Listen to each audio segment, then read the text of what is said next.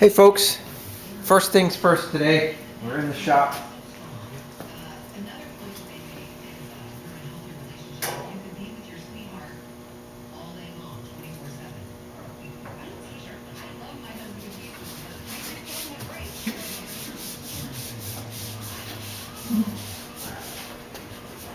So I'm not much of a sticker guy, but this one's kind of special.